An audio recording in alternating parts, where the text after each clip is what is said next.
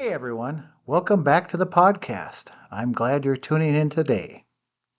So let me throw out a date September 27th, 1999. Does that ring a bell for anyone? Probably not, unless you're a diehard Detroit Tigers fan like me.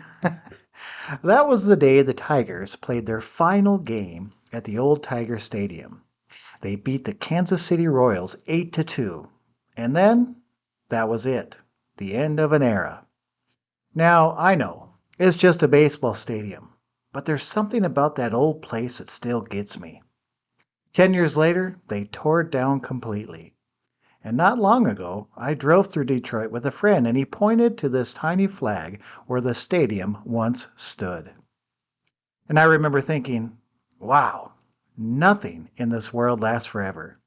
Even the grandest, most beloved things have an expiration date.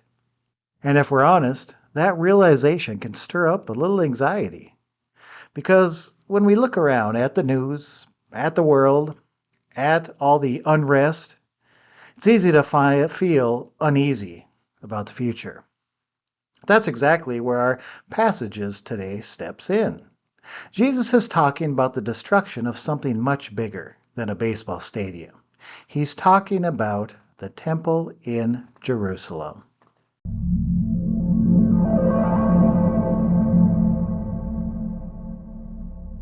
Picture it. Jesus and his disciples are walking away from the temple.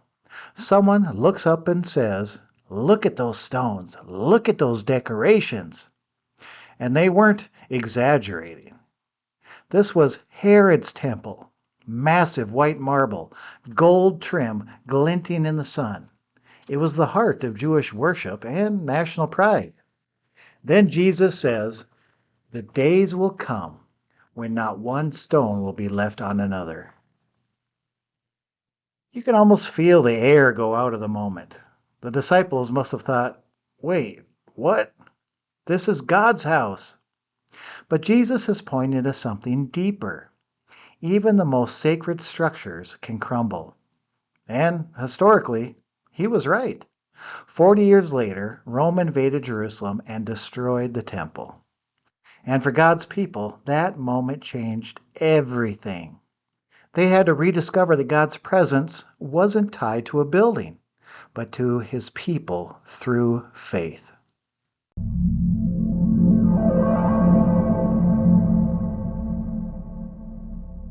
So naturally, the disciples ask, "Teacher, when will this happen? What signs should we look for?" They want a timeline, like, give us a schedule so we can be ready. But Jesus doesn't do that. He says, "See that you're not led astray. Many will come saying, 'I am he,' or 'the time is near.' Don't go after them." He's saying, don't get distracted by the noise. And we've still got plenty of that today, right? Every few months there's someone claiming they've decoded the end times, or a politician promising they alone can fix everything. But Jesus says, don't chase that. Then he adds, when you hear of wars and uprisings, don't be terrified. And honestly, if we could read that verse today, it could be done right out of the headlines. Wars, unrest, division, chaos. And still Jesus says, don't be terrified. He continues, nation will rise against nation. There will be earthquakes, famines, and signs in the heavens. If we stopped right there, it'd sound like a horror story. But Jesus isn't trying to scare them. He's preparing them. He's saying none of this catches God off guard. Then he reminds us in John 16:33, "In this world you will have trouble, but take heart. I have overcome the world." That's the key. Believers already know how the story ends. Even when the world seems to unravel, God's sovereignty still holds everything together.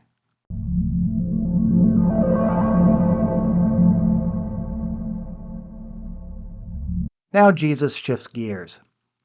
Before all this happens, they will lay hands on you, persecute you, drag you before kings for my name's sake. And then he says something stunning. This will be your opportunity to bear witness. Your opportunity. That's not usually how we think about suffering, but Jesus reframes it. God can turn trials into testimonies. He says, don't worry about what to say. I'll give you words and wisdom. That's the Holy Spirit stepping in. God promises that when His people stand firm, He'll give them the words they need. Peter later writes, always be ready to give an answer for the hope you have. So even persecution, even that, becomes a stage for God's glory.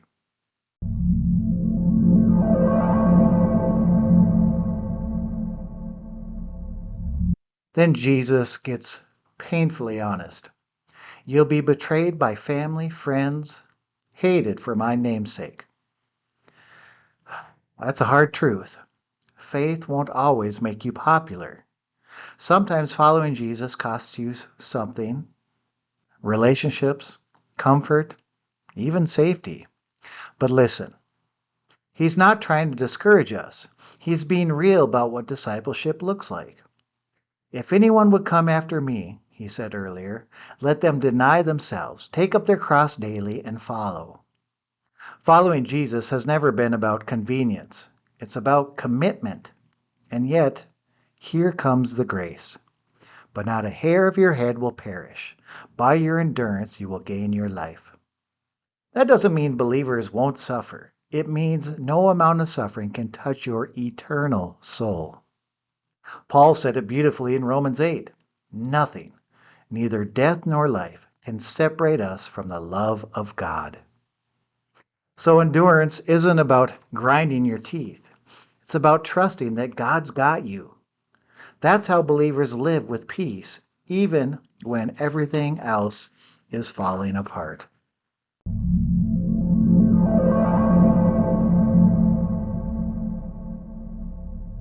Jesus' words here, they're not meant to frighten us. They're meant to focus us.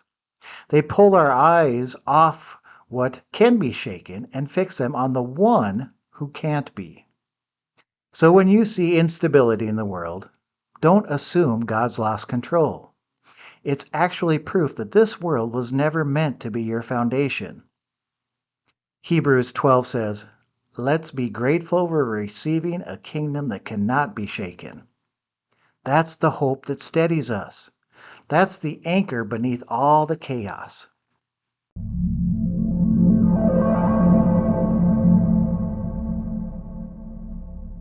We live in a world where fear sells headlines. Panic drives clicks. But the gospel gives us a totally different posture. We don't panic, we preserve. We don't despair, we depend on God.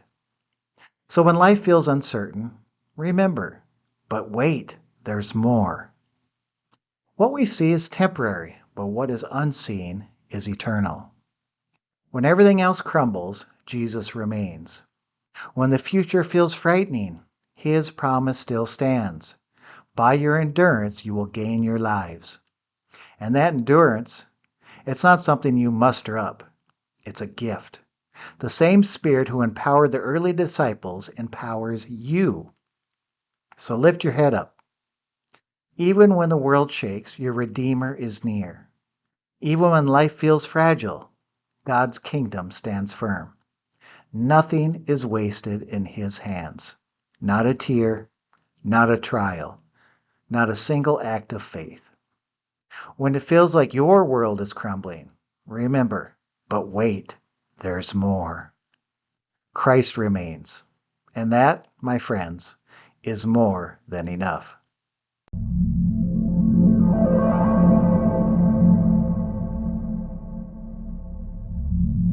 Thanks for joining me today. If this message encouraged you, would you do me a favor and share it with a friend? And remember, God's story is still unfolding. See you next time, and remember, stay in the Word daily. It will save your life.